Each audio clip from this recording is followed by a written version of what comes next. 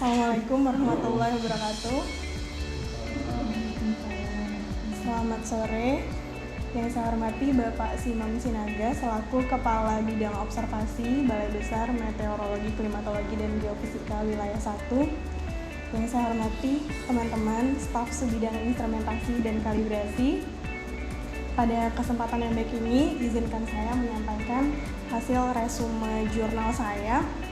Adapun tugas ini dibuat sebagai salah satu syarat dalam agenda sinkronus pengembangan profesi dalam pelatihan fungsional tingkat ahli angkatan 46. Untuk outline yang akan dipaparkan pada hari ini, yang pertama ada metadata, kemudian latar belakang, tujuan dari penulisan jurnal, kemudian metode, hasil penelitian, kesimpulan, lalu kelebihan dan kekurangan dari jurnal ini sendiri. Untuk metadata, tema yang saya dapatkan adalah cloud computing, kemudian judul jurnal yang saya ambil adalah Predicting Critical Cloud Computing Security Issues Using Artificial Neural Networks Algorithm in Banking Organization. Kemudian sumber jurnalnya saya dapatkan dari ITE Journal. Kemudian penulisnya ada Abdel Rafi Al-Zamli, Burayroh Husin, Semi Abu Nasser, Tadahiro Sibutani, dan Muhammad Dohir. Kemudian volumenya volume 6 tahun 2017. Ini ada nomor ISSN-nya. Selanjutnya untuk cloud computing itu sendiri, jika di bahasa Indonesia kan cloud itu artinya awan. Awan di sini adalah metafora dari internet. Sedangkan computing diartikan sebagai komputer. Cloud computing adalah sebuah pengembangan layanan penyimpanan data informasi berbasis internet, di mana semua data dan informasi yang kita miliki akan tersimpan di dalam satu server internet dan bisa kita akses kapanpun dan dimanapun, asalkan kita terkoneksi dengan jaringan internet. Selain itu, layanan cloud computing ini kita tidak perlu melakukan instalasi aplikasi maupun software apapun untuk dapat mengaksesnya. Kemudian latar belakang dibuatnya jurnal ini adalah masalah keamanan. Cloud computing itu yang paling riskan adalah masalah keamanan, dan dalam jurnal ini dia terfokus pada masalah keamanan di organisasi perbankan. Tujuan dibuatnya jurnal ini adalah untuk membuat sistem prediksi masalah keamanan cloud computing di organisasi perbankan. Dalam hal ini jurnal ini menggunakan organisasi perbankan yang ada di Malaysia.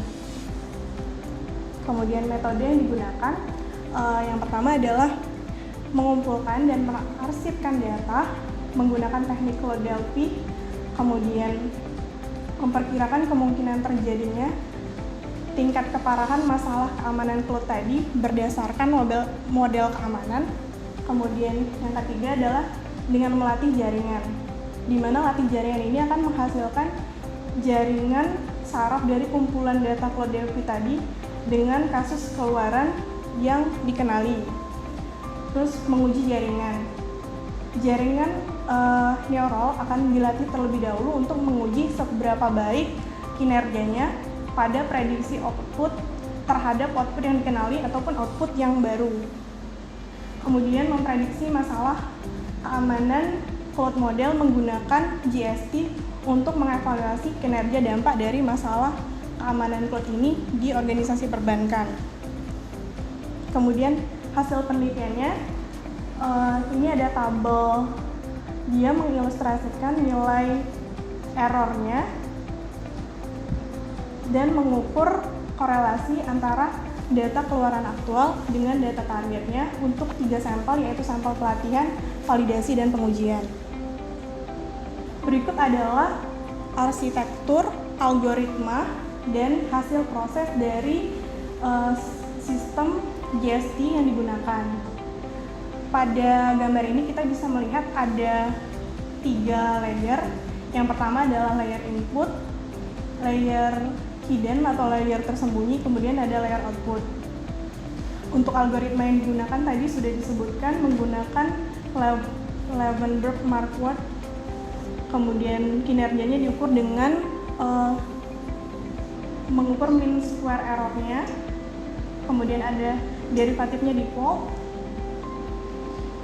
Kemudian untuk hasilnya itu dia menghasilkan 5 kali pengulangan, nilai kinerjanya sebesar 6,53 dikali 10 pangkat minus 14 dengan gradien 4,8 kali 10 pangkat minus 9 dan validation checknya 2 kali. Berikut adalah tampilan grafik dari kinerja algoritma LMDP tadi, yaitu perbandingan antara MSE dengan jumlah EPO di sini adalah periode waktunya. Bisa dilihat tadi ada 3 sampel, pelatihan, validasi, dan pengujian. Untuk garis biru itu adalah grafik menunjukkan sampel pelatihan, validasi itu ada di garis hijau, kemudian pengujian ada di garis merah. Untuk yang di garis horizontal dan vertikal ada titik tengahnya, itu adalah kinerja terbaik yang berada pada 8,7581 dikali 10 pangkat minus 6 dengan periode waktu ketiga. Berikut adalah tampilan histogram errornya, bisa dilihat pada layar. Kemudian ini adalah analisis plot regresi menggunakan algoritma LMDP-nya. Ada sampel pelatihan, validasi, pengujian, dan keseluruhan sampel. Kesimpulan dari jurnal ini adalah sistem prediksi masalah keamanan cloud dibuat menggunakan algoritma jaringan secara tiruan dengan metode Levenberg-Marquardt backpropagation atau LMDP, pengumpulan dan analisis data menggunakan teknik Cloud-DLP dengan jumlah sampel sebanyak 40 analis yang dipilih dari dalam dan luar organisasi perbankan Malaysia. Kemudian sistem ini mampu menghasilkan akurasi tertinggi terhadap data latih sebesar 70%, serta 15% untuk akurasi data validasi dan data uji. Kinerjanya akan bagus jika nilai mean square error-nya kecil, yang ditunjukkan pada tabel yang satu. Kemudian base validation performance-nya berada pada nilai 8,75581 dikali 10 pangkat minus 6 dengan jumlah epochnya 3. Untuk kelebihan dan kekurangan jurnal ini sendiri, yang pertama adalah menggunakan metode LMDP tadi, di mana metode ini mampu menghasilkan output yang lebih optimal, yaitu dengan akurasi yang tinggi, kemudian periode waktu yang lebih sedikit untuk mencapai konvergensi, kemudian nilai MSE yang kecil, serta jumlah neuron hidden yang lebih sedikit dibandingkan dengan backpropagation standar. Adapun kekurangan dari jurnal ini, terutama bagi saya sendiri, materi dalam jurnal ini cukup sulit untuk dipahami karena ada bahasa-bahasa yang memang tidak familiar. Kemudian dalam jurnal ini sendiri, mereka tidak menyajikan data apa saja data input yang dimasukkan ke dalam sistem. Kemudian untuk data outputnya sendiri, mereka tidak menyajikan hasil dari nilai yang sudah diolah. Kemudian jika berdasarkan dengan judulnya, mereka tidak menjabarkan secara rinci mengenai masalah keamanan cloud computing, namun lebih kepada metode-metode apa saja yang digunakan. Baik, itu saja yang bisa saya sampaikan. Terima kasih untuk perhatiannya dari teman-teman dan Pak Simon. Jika ada saran, masukan, atau pertanyaan, saya persilakan. Baik, terima kasih. Ada pertanyaan atau saya ingin bertanya itu ya? Saya ingin menanya ini. Kalau servernya itu sebetulnya di mana ini? Server cloud computing ini sebetulnya di mana ini? Di Pukil, di mana kan dia? Itu mengujinya di mana dia? Apakah bagus atau tidak? Server cloud computing ini sebetulnya di mana? Dan yang mengembangkan ini sebetulnya siapa? Ini kan hanya jurnal dia untuk mengetahui kinerjanya bagus atau tidak kan gitu kan? Iya Pak. Nah sebetulnya cloud computingnya ini sebetulnya itu tadi di mana dia sebetulnya? Kalau di sini cloud computing itu Pak seperti Google Drive Iya. contohnya. Itu disimpan di mana sebetulnya? Saya juga, jujur saya nggak tahu sebetulnya disimpan di mana sebetulnya. Di servernya siapa? Iya kan? Atau mungkin ada kawan yang tahu sebetulnya itu disimpan di mana sebetulnya apanya?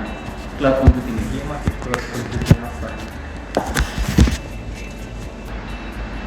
Nah, kalau jurnalis saya kira memang hanya untuk dia yang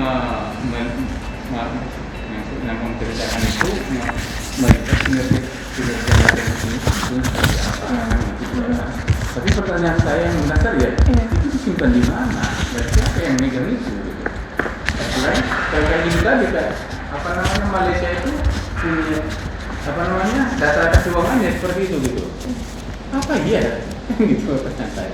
Kalau masuk, kalau yang ya kalau mungkin data-data apa ya data-data biasa nggak apa-apa, tapi kan keuangan. Tapi di situ nggak dijelasin ya, hanya ininya saja apa namanya sistemnya pakai apa kan, ya kan gitu kan. Oke, mungkin ada yang lain nggak? Masih kita cari dulu di mana simpannya. Saya pertama di dengar itu, saya berpikir cloud computing itu di mana lah disimpan. Habis itu ditutupnya kita nggak bisa berbuat apa-apa dengan data kita, iya kan? Linknya ditutupnya, mau buat apa kita coba? Kan nggak bisa kan? Ya sama dengan yang pertama Zoom meeting itu kan dilarang sebelumnya untuk instansi pemerintah karena apa? Nggak tahu kita di mana sebetulnya ini, di mana letaknya ini. Jangan pulang nanti kita cerita-cerita rahasia negara udah diubahnya di sana kan gitu. Iya betul Pak. Mas sempat dilarang kan? Nggak tahu dilanjut ya, berarti nggak masalah, bisa diprotek.